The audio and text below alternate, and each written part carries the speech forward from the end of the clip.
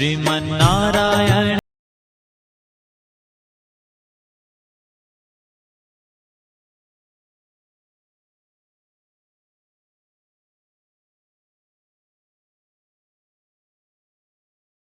हरे हरे।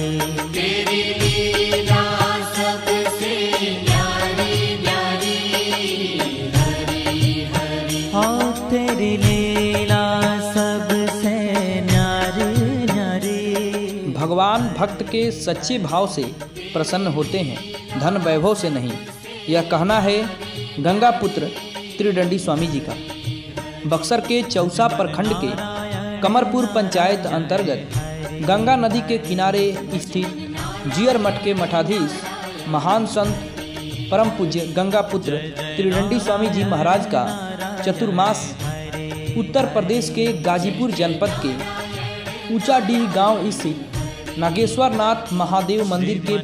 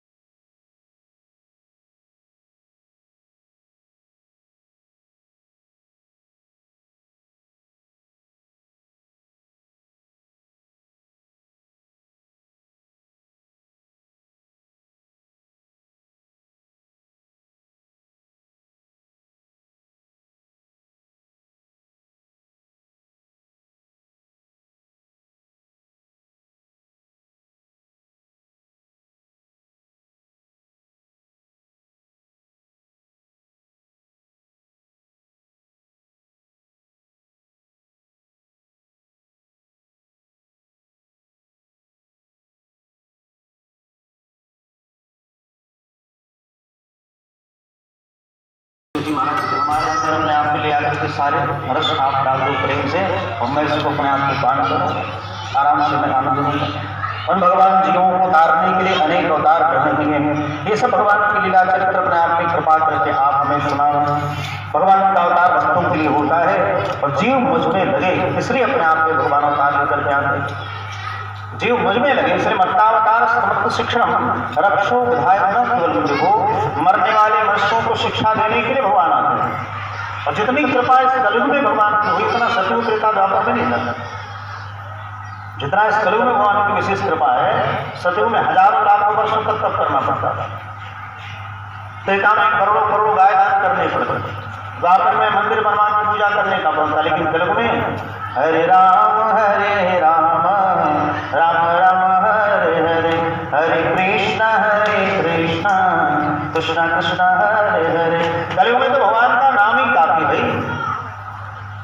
भगवान के नाम मात्र से जीव का उद्धार हो जाएगा। जीव अपने आप में भगवान के नाम में प्रेम हो जाएगा। तो भगवान की कथा भगवान के नाम में अपने आप में प्रेम हो जाए। अरे जी महाराज बड़ी प्रसन्न हो और प्रशंसा करने लगे विदुर जी महाराज का। अरे विदुर, आपने जो प्रश्न किया है लोगों के लिए किया, अपने लिए नहीं किया।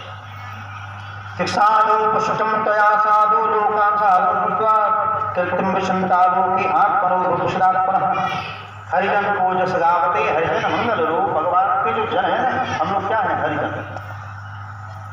हरिजन को जस गावते हरिजन मंगल रूप, यानी भगवान के जो जन है वो भगवान के विभिन्न अपने आप के चरित्रों को गायन करते रहते।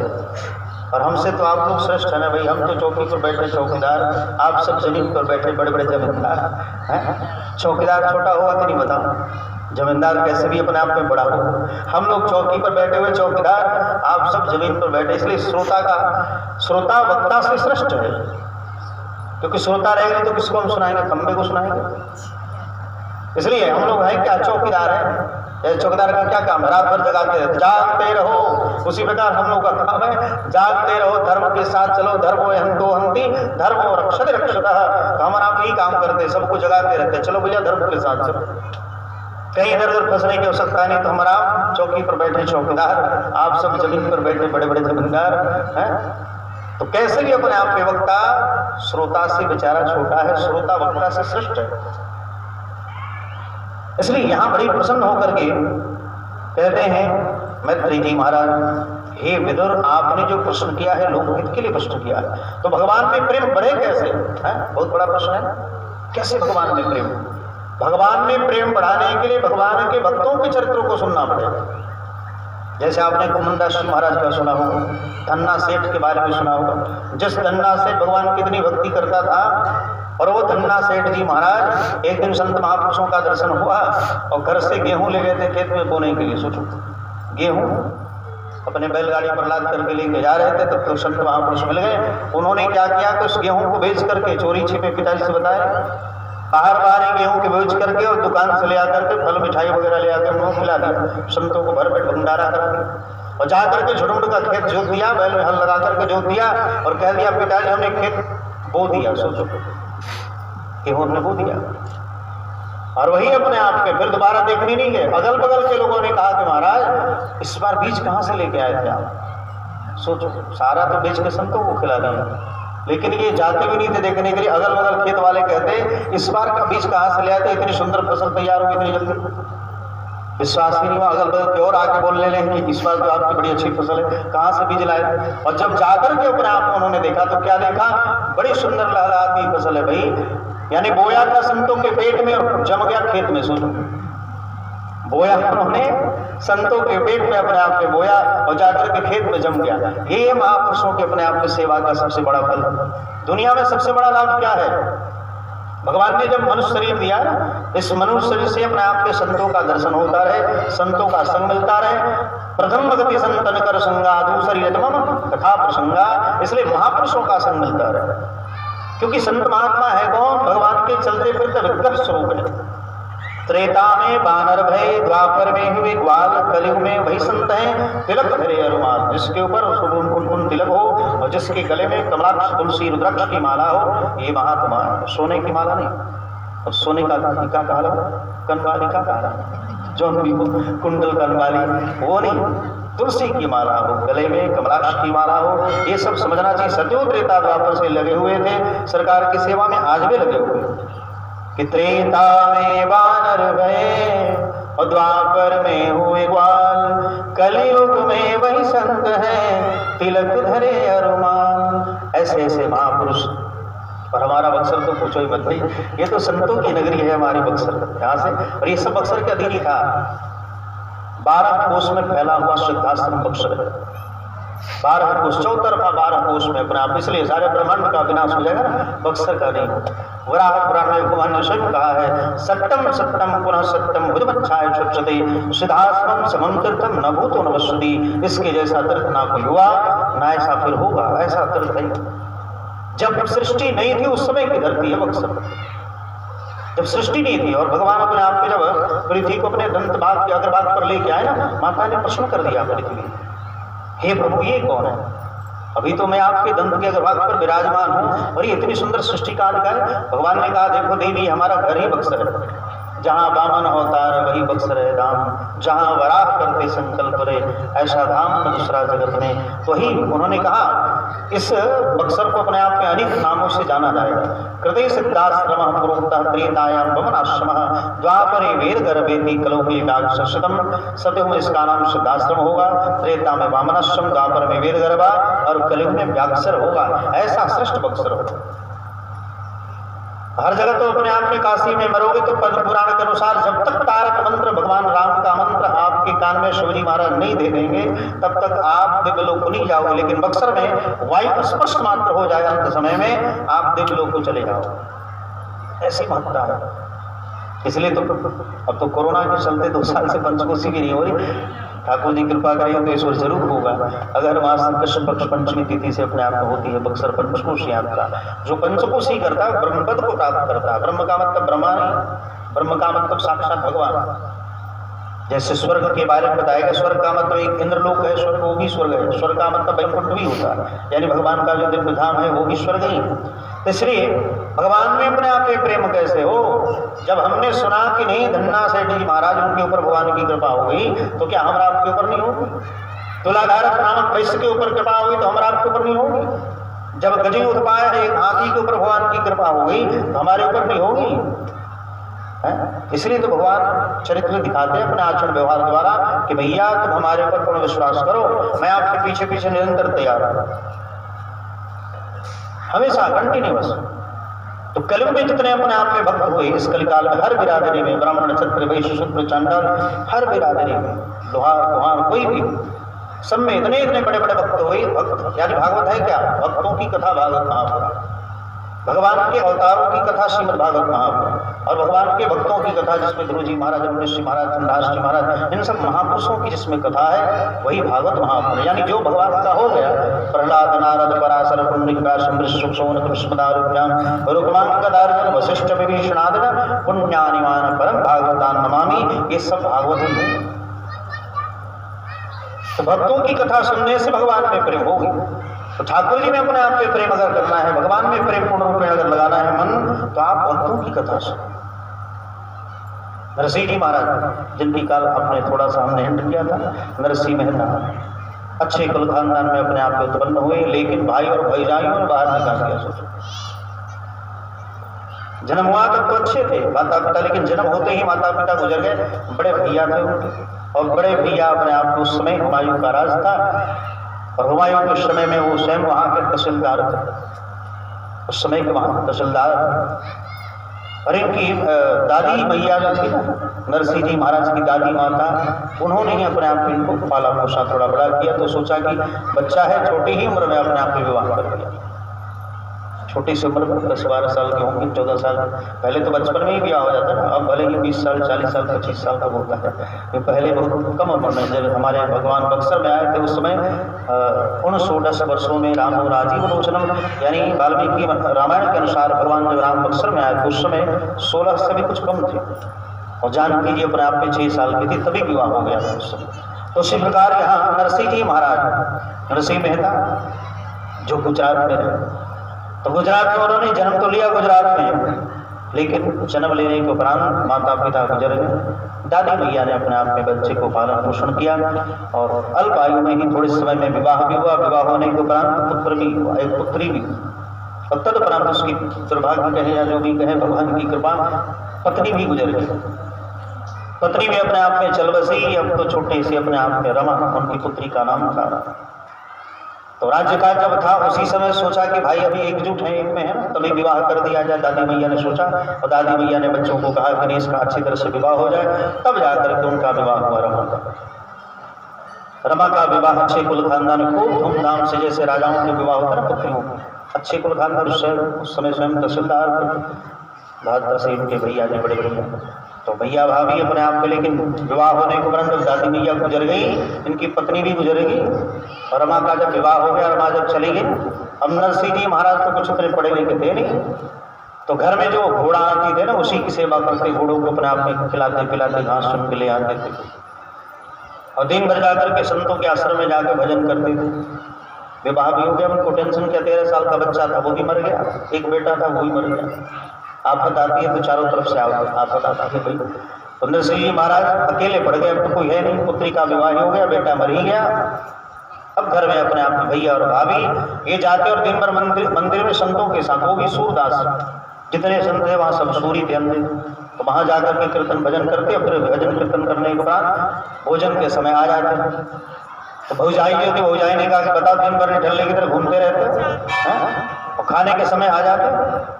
अगले दिन जब नरसिंह जी महाराज आने के लिए तैयार, इधर इन्होंने पहले ही सोच लिया था कि आज तो इसको घर से बाहर निकालना है, भाई और भौजाई ने सोचा कि इसको घर से बाहर निकालना, इसको रखना नहीं यहाँ पे, इन्हें ढलने की तरफ अपने आप में खा रहा और बाद में भाग भी लेगा। जगह जमीन हुई तो बंटवारा हुई भी करी भाई, तो उसमें भी इसको देना पड़ेगा।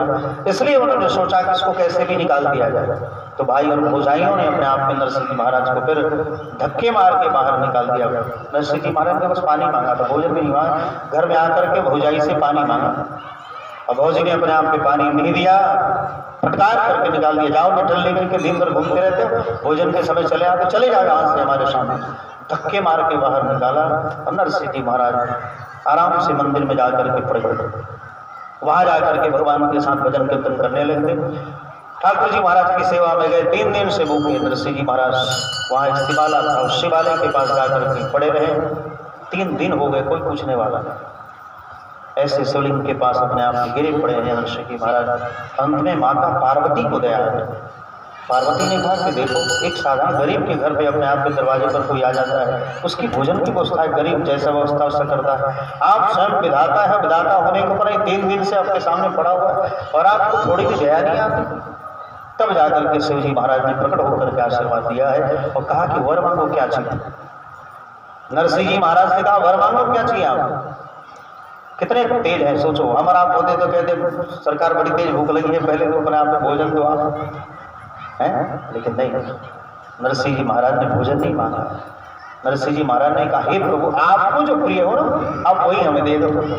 कितने तेज है अपने आप में नरसिंह जी महाराज। कहते हैं कि आपको जो चीज प्रिय है ना वही आप हमें प्रदान करें। अब सोचो शिव जी महाराज को क्या प्रिय है, तो शिव को तो भगवान का महाराज प्रिय है। ठाकुर जी महाराज महाराज अपने आप में, भगवान शिव को महाराज बड़ी प्रिय है ठाकुर जी महाराज का। उस महाराज में अपने आप को लेकर के चले गए, जबकि महाराज में सबका प्रवेश नहीं होता।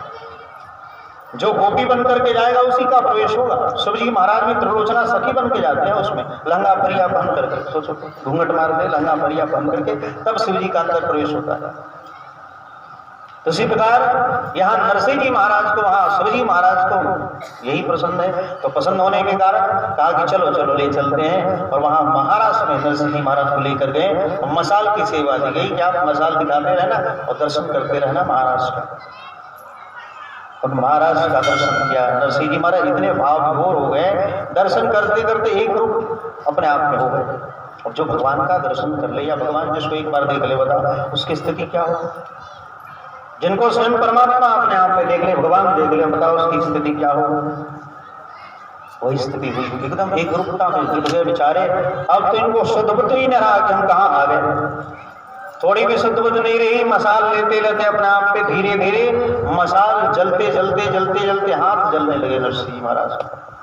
लेकिन नरसिंह को पता नहीं चला कि हमारा हाथ जल रहा है। तब जाकर के ठाकुर जी महाराज, अरे ये कौन सी बावरी सखी है भाई। ठाकुर जी ने कहा ये कौन सी बावरी सखी है बता, जो अपने आप में मसाले की कड़ी, इसका हाथ जले, इसको पता नहीं। भगवान ने तुरंत राधे रानी ने इशारा किया कि प्रभु ये देखो कौन सी बावरी सखी आ गई, जिसका हाथ जल रहा है, इसको पता नहीं चल रहा।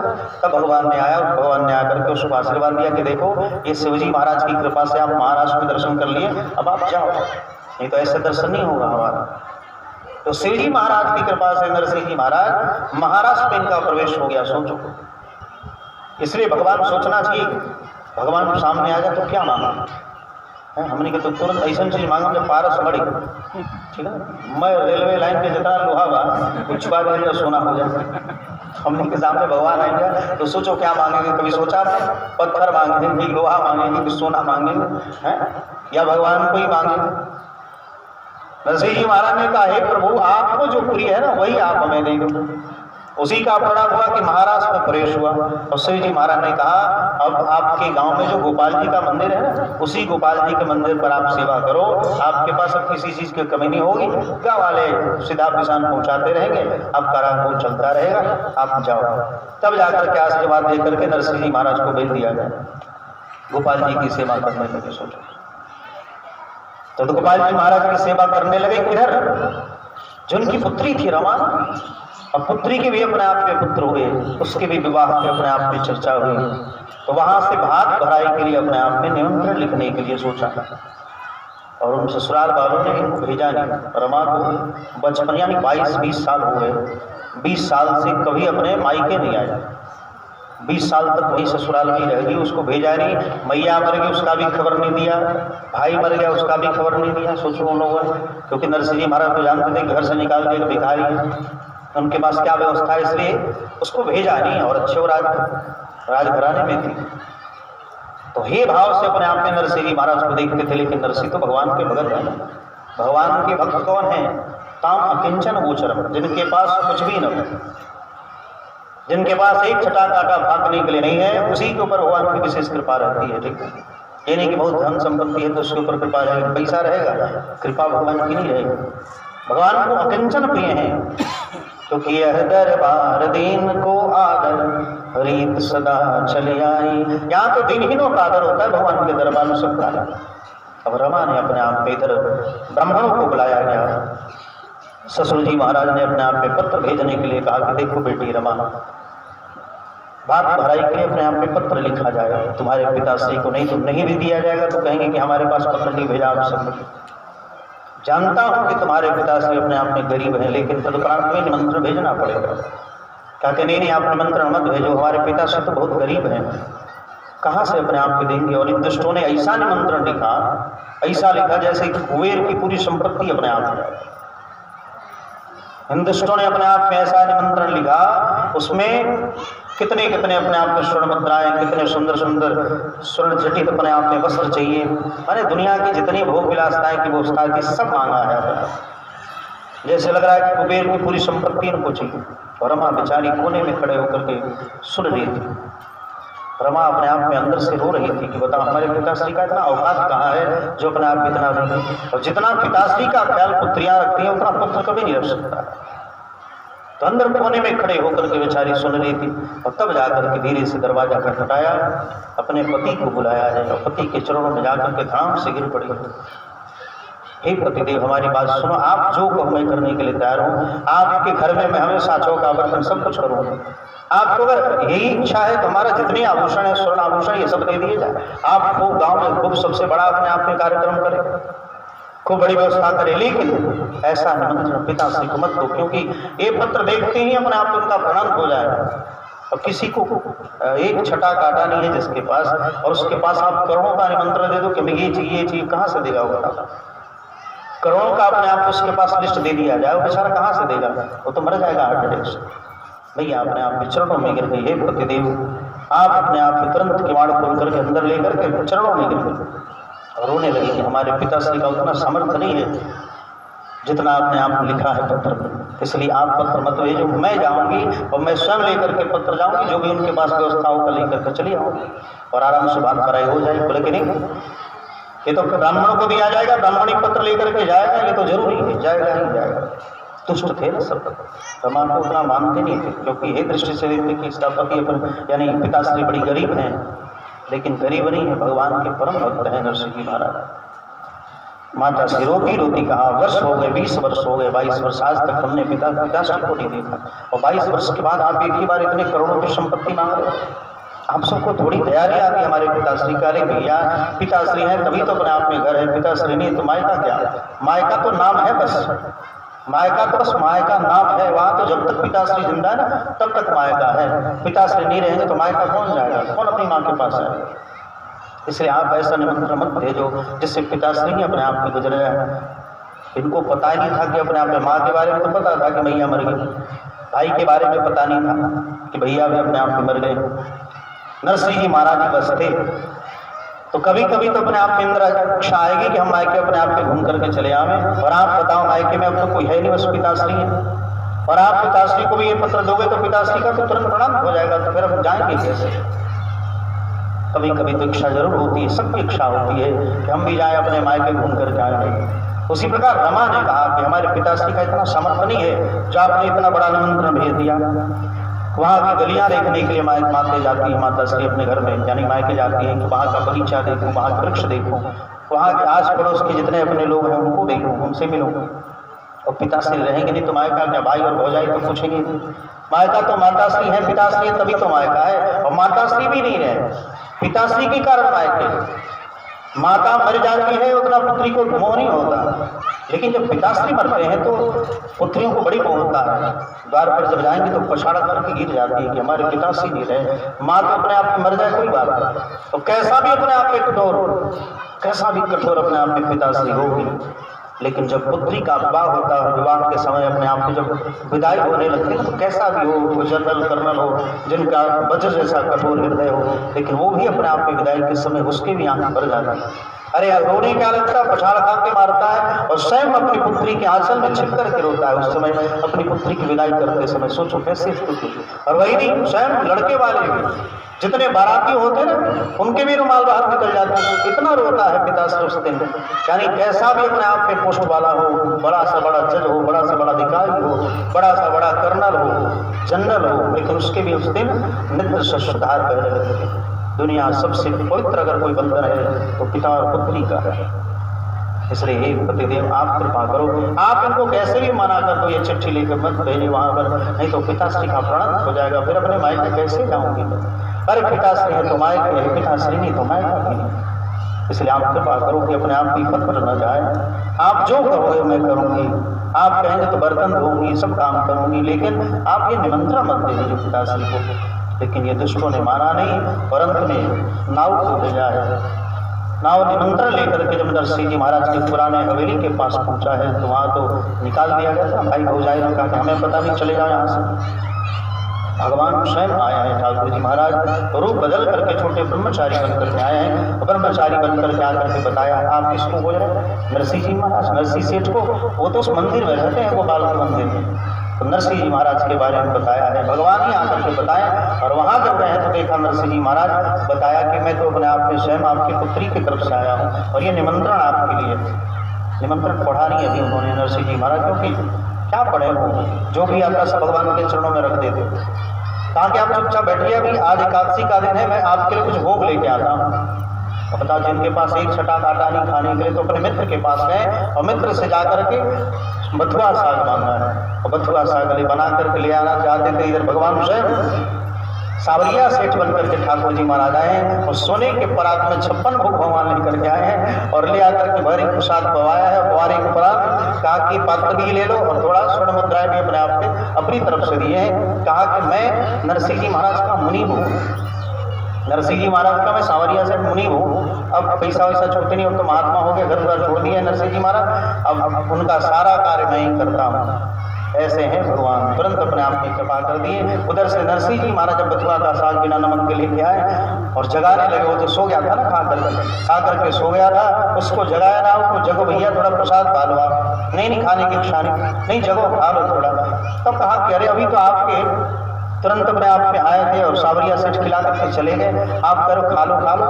क्या हैं कौन आया था भाई? देखा तो देखो ये सोने का परात लेकर के गया है, जो स्वर्ण मुद्रा लेके गए। अब तो नरसिंह जी महाराज धड़ाम से भगवान के सामने गिर गए, हे गोविंद, भगवान के चरणों में गिर करके दंडोत प्रणाम किया, आज आपने हमारी लाज बचा ली। और भगवान अपने आप में सही में हमारा सबकी लाज तो वही बचाते हैं। तदुपरांत बात भराई का अपने आप में समाचार मिला। नरसिंह जी महाराज सूरदासों के साथ 8-16 अपने आप में सूरदास थे, सारे सूरदासों के साथ अब जाने लगे लेकर। लेकिन इनके पास तो संपत्ति थी नहीं, भगवान के चरणों में चिट्ठी रख दी, पढ़े भी नहीं। जो भी है सब आप देखना भैया, हम कुछ जानते नहीं भगवान। और भगवान के चरणों में अपने आप में रख दिया नरसिंह जी महाराज ने। और इधर जाने लगे तब तक उसी अपने जो मित्र थे जहाँ से साग लेके आए थे ना, उसी मित्र के पास अपने आप में चले गए और जाकर के वहाँ से एक टूटी हुई बैलगाड़ी और तो मृतक समान अपने आप में बैल लेकर के आए कि आप ये बैल और बैलगाड़ी लेके जाओ। तो वही बैल और बैलगाड़ी के लेकर के जाने लगे। जो ही आगे बढ़े तब तक बैलगाड़ी टूट गई, खराब था बैलगाड़ी। अब तो नरसिंह जी महाराज ने कहा नहीं पहुंचेंगे तो और आप पुत्री के पास नहीं जाएंगे तब तो लोग ताना मारेंगे। तब जाकर के भगवान का स्मरण के हे प्रभु, तब तक उधर से भगवान स्वयं लोहार बन के आ गए। ठाकुर जी महाराज हंसली बसुली लेकर के भगवान स्वयं आ गए। बोलो भगवत्सल भगवान की। ठाकुर जी महाराज स्वयं अपने आप में हथौड़ी बसुली उसली लेकर के आ गए। कहा कि महाराज क्या बात है, क्या दिक्कत है? कहा कि थोड़ी हमारी बैलगाड़ी बन जाएगी तो बहुत कृपा होगी, आपको बहुत दूर जाना है। इस प्रकार इन्होंने कहा कि आप थोड़ा व्यवस्था बनाए दो। और रमा के यहाँ जाने के लिए अपने आप को तुरंत भगवान ने भाई एक बार बैलों को ऐसे हाथ फेरा, बैल एकदम तंदुरुस्त हो गए और बैलगाड़ी होती है थोड़ा इधर टूट ठाक ठाकुर जी ने किया, बैलगाड़ी अपने आप में ठीक हो गई। और तदुपरांत अपने आप में उसी के ऊपर चल करके प्रारंभ कर दी चलना। और चलाना अपने आप पे कहा कि आप चलाना जानते हो क्या? कहा कि एक बार हमने जरूर चलाया है। कब? जब अर्जुन जी महाराज, ठीक है ना, एक राजा का बालक था, उसका हमने रथ आंका है। भगवान ने कहा कि अच्छा आपने रथ आंका है, तो बहुत पुरानी बात है, आज तक फिर दोबारा हमने रथ नहीं आंका। कहा कि चलो कोई बात नहीं, रथ तो आंका है ना। अब भगवान अपने आप पे रथ हाँकने लगे ठाकुर जी महाराज। और जब रथ हाँकने लगे तो कहा कि महाराज फ्री में रथ हाँकवा रहे, कुछ कहो तो सही, आप सब कुछ बोलो तो सही, अपने बारे में परिचय तो बताओ। ऐसे बातचीत करते भगवान आगे बढ़े। भगवान ने कहा अब हमारा गाँव आगे मैं जाने वाला हूँ, हमारा कुछ दक्षिणा दे दो भाई, हमने मेहनत किया है, बनाया है। कहा कि देखो भैया हमारे पास 1 रुपया है नहीं, ना एक छटा काटा चावल रिफाइन कुछ है नहीं, आपको क्या चाहिए? हमारे पास भजन कीर्तने कहो तो मैं भजन सुनाई दूँ, आप कहो तो मैं भजन सुना दूँ। कहा कि ठीक है आप भजन ही सुनाई दो।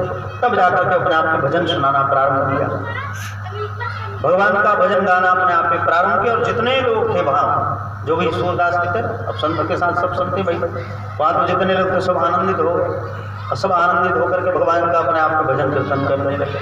श्रीमन नारायण नारायण नारायण, श्रीमन नारायण नारायण नारायण, लक्ष्मी नारायण नारायण नारायण, लक्ष्मी नारायण नारायण नारायण, श्रीमन नारायण नारायण नारायण, श्रीमन नारायण नारायण नारायण, लक्ष्मी नारायण नारायण नारायण, लक्ष्मी नारायण नारायण।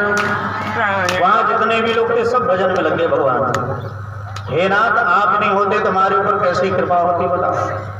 ठाकुर जी महाराज नहीं होते, आज सांवरिया सेठ नहीं होते तो हमारी बैलगाड़ी कैसे बनती। और ये जानते नहीं कि भगवान ही है साक्षात, ये तो भगवान की कृपा की आपको भेज दिया। नरसिंह जी महाराज कहते भगवान की कृपा है कि जो आपको अपने आप में भेज दिया, क्योंकि दीनन के नाथ कोई परमात्मा नहीं।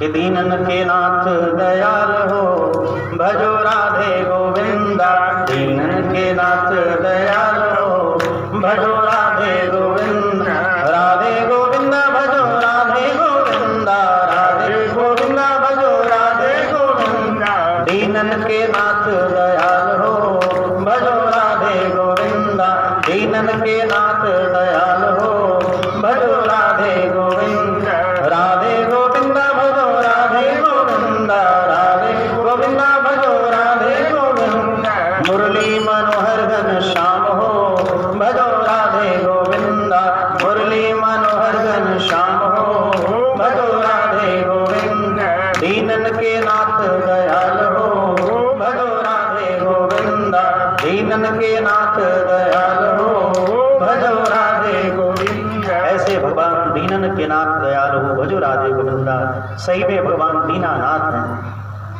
अब इतने बड़े गरीब के ऊपर ऐसी कृपा हुई ठाकुर जी महाराज की, भगवान स्वयं अपने आप में लोहार बन करके आ गए, बड़ी बन करके आ गए और आकर के ठोक ठा करके बनाई दिया और बैल लेकर के चल दिए, आंकना प्रारंभ किए और इतने तेज बैल चलने लगे। सोचो